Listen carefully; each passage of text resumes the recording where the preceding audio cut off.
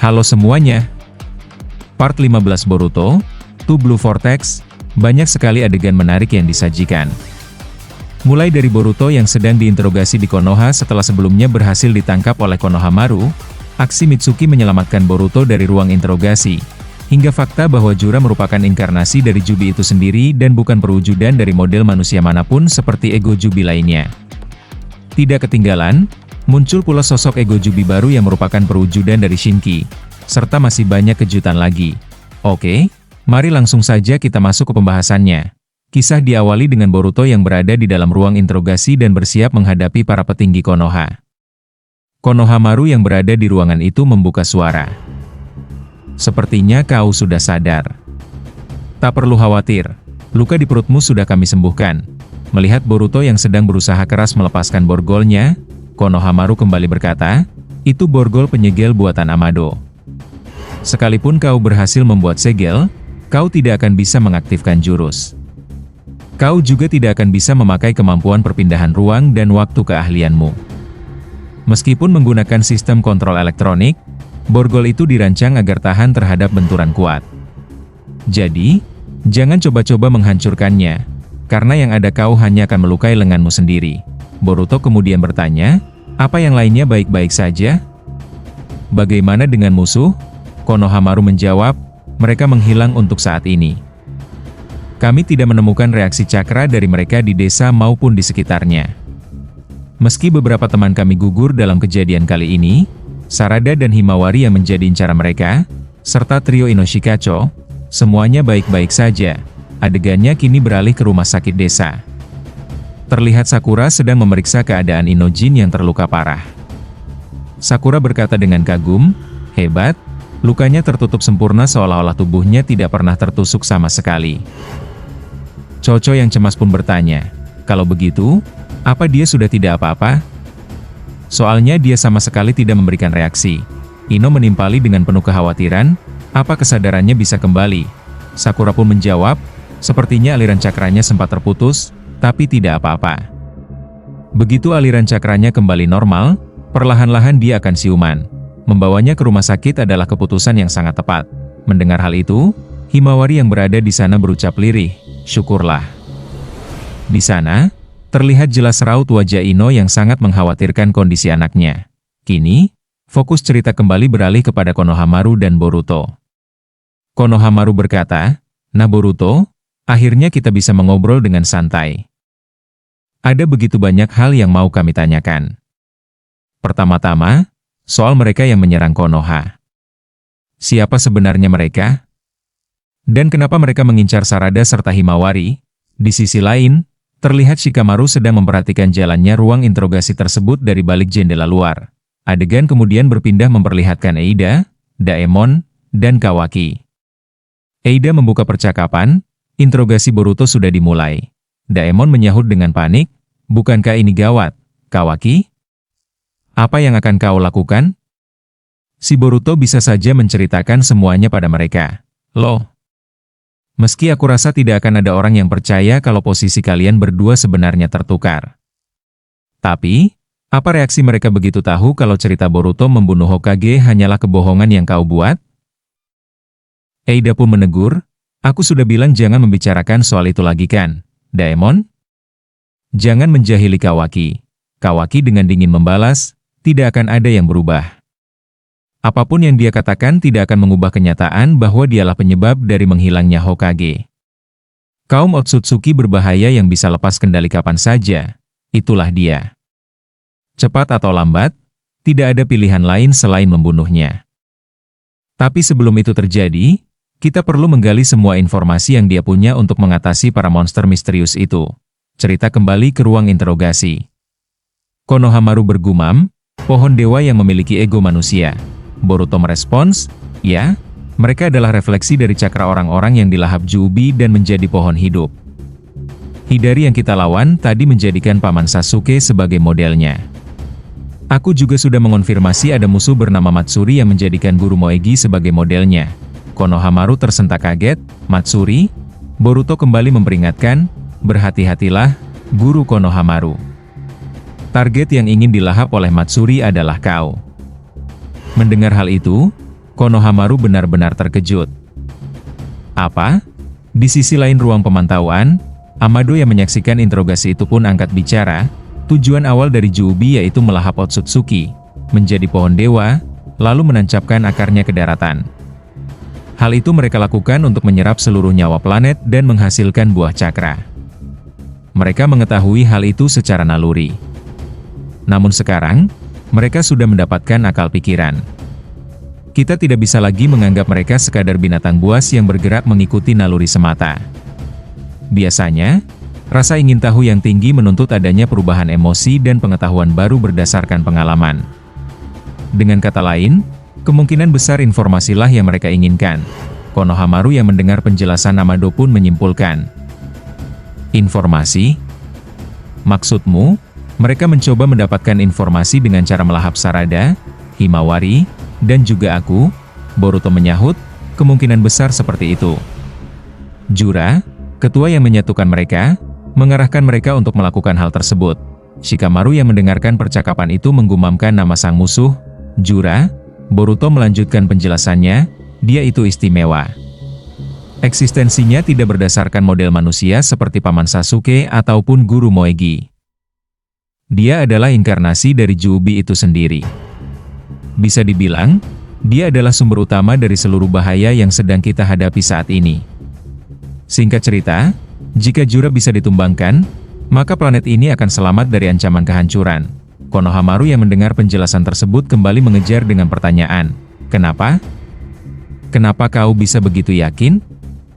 Kenapa kau bisa tahu sejauh itu? Bagaimana caranya kau mendapatkan semua informasi itu? Jawablah, Boruto. Kami akan memutuskan untuk percaya atau tidak pada ceritamu setelah mendengar jawabanmu. Boruto menjawab, sumber informasiku adalah seorang pria. Tapi maaf, aku tidak bisa memberitahukan identitasnya. Konohamaru terkejut. Apa? Boruto melanjutkan, dia tidak ingin identitasnya diketahui demi keamanannya sendiri. Konohamaru dengan tegas membalas, tidak bisa begitu. Kau pikir omong kosong seorang buronan dan pengkhianat desa akan kami percayai semudah itu? Boruto pun menjawab dengan tenang, sama saja kan? Ujung-ujungnya kalian tetap mengincar nyawaku. Kalian hanya membiarkanku hidup saat ini karena aku memiliki informasi. Bukankah begitu?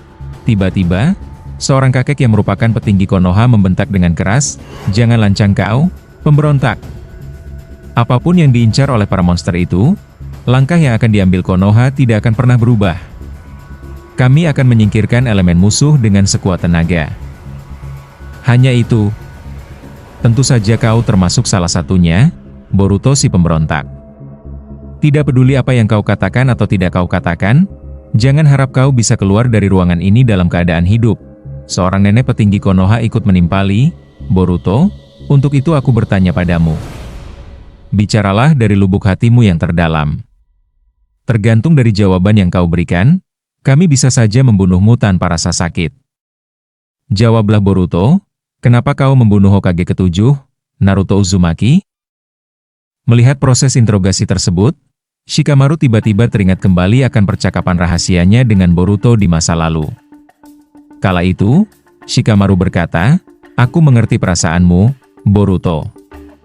Tapi, kalau kau memang tidak bermaksud membunuh Kawaki, soal Naruto aku ingin memintamu untuk tetap menjadi kambing hitam. Selama pengaruh ini berpusat pada Kawaki, aku tidak ingin membuatnya merasa dicurigai untuk sekarang ini. Kita tidak bisa membiarkan apa yang telah dia lakukan terungkap ke publik. Dengan kata lain, kau akan tetap kami perlakukan sebagai seorang buronan. Apa kau tidak keberatan dengan hal itu? Boruto pun menjawab saat itu, tidak masalah. Sejak awal, aku memang bermaksud seperti itu. Setelah mengingat memori itu, Shikamaru merasakan sebuah kejanggalan yang sangat besar. Shikamaru membatin, apa? Pengaruh yang berpusat pada Kawaki? Pengaruh apa sebenarnya? Atas dasar apa aku mempercayai Boruto selama ini? Tidak bisa, aku benar-benar tidak mengerti. Tapi, dia adalah Boruto Uzumaki. Entah bagaimana, meski tanpa alasan yang jelas, aku ingat bahwa aku telah memutuskan untuk mempercayai hal itu. Dan dengan mempercayai asumsi ini, Semuanya menjadi masuk akal. Boruto Uzumaki, aku tidak bisa membiarkannya mati di tempat seperti ini. Kembali ke realita di ruang interogasi. Boruto menjawab pertanyaan sang nenek, aku tidak membunuhnya. Hokage ke-7 dan istrinya masih hidup. Mereka baik-baik saja dan berada di tempat yang aman. Konohamaru terkejut mendengar pernyataan itu. Apa? Sang nenek petinggi desa menyahut dengan sinis, kupikir kau akan bicara apa? Baik-baik saja di tempat yang aman? Katakan di mana tempat itu. Dan kenapa dia harus bersembunyi? Boruto menjawab pendek, aku tidak berniat mengatakannya. Kakek petinggi desa pun menimpali dengan geram, di saat kritis seperti ini pun kau masih sempat membual, ya? Aku tidak tahu harus berkata apa lagi padamu. Cepat katakan di mana dia. Kalau kau tidak bisa mengatakannya, tentu saja alasanmu tidak akan pernah diterima. Kau hanya akan mati dengan menyandang cap sebagai pengkhianat dan pembunuh Hokage. Boruto tetap diam dan tidak memberikan respon sedikit pun. Hal itu membuat Ibiki kehilangan kesabaran, ia langsung mencengkeram dan membenturkan kepala Boruto dengan keras ke atas meja. Setelah itu, Ibiki berkata dengan penuh amarah, dengar ya Boruto, selama 3 tahun ini tanganku sudah gatal ingin menghajarmu yang telah membunuh Naruto. Boruto dengan tenang membalas, senggang sekali hidupmu, aku jadi iri mendengarnya. Mendengar jawaban sarkas dari Boruto, Ibiki langsung memukulinya bertubi-tubi. Ibiki berkata, ekspresi yang bagus, tapi kita lihat sampai kapan kau bisa bertahan. Shikamaru yang memantau jalannya penyiksaan itu segera mengintervensi lewat mikrofon. Ibiki, cukup. Percuma saja, dia bukan tipe orang yang akan membuka mulutnya hanya karena rasa sakit fisik. Kita gunakan racun. Panggil Mitsuki. Sontak Konohamaru memotong dengan panik. Hokage ke-8. Itu tidak bisa dilakukan. Mitsuki sangat berniat untuk menghabisi Boruto. Bisa-bisa dia langsung membunuhnya di tempat begitu melihat wajahnya. Kalau sudah begitu, itu bukan lagi sebuah interogasi namanya. Shikamaru membalas dengan dingin, tidak apa-apa, biar aku yang bertanggung jawab penuh atas hal itu. Cepat panggil dia. Cerita bergeser sejenak ke tempat Eida berada. Eida berkata, Boruto sepertinya sama sekali tidak berniat menceritakan kepada mereka tentang apa yang telah kau lakukan, Kawaki. Kawaki terkejut. Apa? Eida melanjutkan, kelihatannya, dia justru berusaha keras untuk melindungi posisimu di dalam Konoha. Daemon yang mendengar hal itu ikut kebingungan, apa maksudnya semua itu? Kenapa dia malah berbuat sejauh itu? Aku benar-benar tidak paham dengan jalan pikirannya. Kembali ke ruang interogasi, terlihat Shikamaru sedang berdiri bersama Mitsuki di depan pintu. Shikamaru berpesan, masuklah, Mitsuki. Kita ini adalah shinobi, dan ini adalah sebuah misi. Kuasai emosimu, lalu laksanakan tugasmu dengan baik. Mengerti? Mitsuki pun melangkah masuk ke dalam ruangan. Konohamaru segera memperingatkan, dengar ya Mitsuki, dia adalah saksi yang sangat berharga. Ada kemungkinan dia menyembunyikan informasi penting bagi Konoha. Tujuan kita adalah menggali informasi tersebut, jadi jangan sampai kau membunuhnya. Boruto yang sudah tampak babak belur justru memprovokasi, why Mitsuki, apa kau masih mencari mataharimu seperti orang bodoh? Mendengar kalimat itu, Mitsuki langsung tersulut emosi. Ia mengaktifkan mode Sage Transformation-nya dan menghantam Boruto dengan sangat keras. Konohamaru berteriak panik, Mitsuki. Mitsuki berkata dengan penuh kebencian, cuma itu yang ingin kau katakan, dasar pemberontak tak tahu terima kasih. Ibiki pun ikut panik dan berteriak, sial, oi hentikan. Namun, di tengah-tengah keributan dan kepulan debu itu, terlihat ular kecil milik Mitsuki secara diam-diam menyelinap dan membuka borgol penyegel di tangan Boruto. Mitsuki berbisik dengan sangat cepat, barang-barangmu ada di ruang keamanan bagian barat. Penjaganya ada 2 orang. Konohamaru yang melihat borgol tersebut terlepas langsung terkejut. Sial! Sudah kubilangkan. Sementara itu, Boruto langsung merapal sebuah jutsu dan berkata, biar kukatakan pada kalian semua. Aku tidak pernah menganggap kalian sebagai musuhku. Aku akan memberikan informasi kepada kalian sesuai dengan kebutuhan menurut penilaianku sendiri. Bagaimana cara kalian memanfaatkan informasi itu nantinya? Semuanya terserah kepada kalian. Seketika itu juga, Boruto menghilang dari ruangan menggunakan teknik Hiraishin. Konohamaru berteriak tidak percaya. Yang benar saja, borgol penyegelnya bisa lepas? Ibiki pun mengumpat dengan kesal, "Cih! Bukankah seharusnya benda buatan Amado sialan itu tahan terhadap benturan kuat?" Ternyata semuanya cuma omong kosong. Di dalam hatinya, Konohamaru mulai menaruh curiga, jangan-jangan Mitsuki yang membukanya? Tidak, itu mustahil. Yang mengetahui 4 digit kode pembuka kuncinya hanyalah aku, Ibiki, dan Hokage ke-8. Lagi pula, Mitsuki tidak punya alasan kuat untuk menyelamatkan Boruto. Namun, adegan kemudian memperlihatkan kilas balik singkat saat Shikamaru diam-diam menyelipkan selembar kertas berisi kode borgol tersebut kepada Mitsuki sebelum ia masuk ruangan. Adegan beralih ke ruang penyimpanan barang milik Boruto. Benar saja, Boruto menggunakan Hiraishin untuk berpindah ke sana demi mengambil perlengkapannya.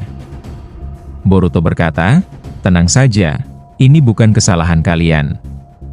Tanpa membuang waktu, Boruto kembali mengaktifkan jutsunya dan menghilang. Kembali ke ruang interogasi, Mitsuki berpura-pura menyesal dan berkata, "Maaf, Guru Konohamaru. Aku terlalu terbawa emosi tadi." Konohamaru menjawab dengan pasrah, "Apa boleh buat? Lagi pula yang memintamu datang adalah Hokage ke-8, jadi jangan terlalu dipikirkan." Melihat kegagalan itu, nenek dan kakek petinggi Konoha marah besar. Ini adalah kesalahan yang sangat fatal. Peluang emas kita untuk menghabisinya lenyap begitu saja. Shikamaru menundukkan kepala dan berkata, "Saya memohon maaf yang sebesar-besarnya. Kami akan segera melakukan pencarian." Sang nenek memperingatkan dengan tajam, "Tuan Tanah pasti akan marah besar atas kelalaian ini. Berhati-hatilah, Shikamaru. Kejadian hari ini pasti akan memengaruhi posisimu di kemudian hari." Setelah proses interogasi yang kacau itu selesai, adegan berpindah ke ruang kerja Hokage. Terdengar suara keributan di depan pintu. Shikamaru berkata, "Berisik sekali, biarkan mereka masuk." Dan ternyata, pihak yang memaksa masuk adalah Sarada dan Sumire. Sarada langsung menuntut kejelasan, "Hokage ke-8. Bagaimana hasil interogasi Boruto?" Shikamaru menjawab dengan berat, "Boruto, dia berhasil melarikan diri." Tiba-tiba, operator komunikasi memotong dengan pesan darurat, "Tuan Hokage ke-8. Ada pesan mendesak dari Tuan Kankuro di desa Suna." Shikamaru menjawab cepat, "Aku sedang berada di ruangan Hokage. Sambungkan ke panggilan langsung sekarang." Setelah sambungan terhubung, terdengar suara Kankuro yang panik, "Sudah lama kita tidak bicara, Shikamaru. Maaf aku harus menghubungi secara mendadak seperti ini." Shikamaru bertanya tegas, "Ada apa, Kankuro?"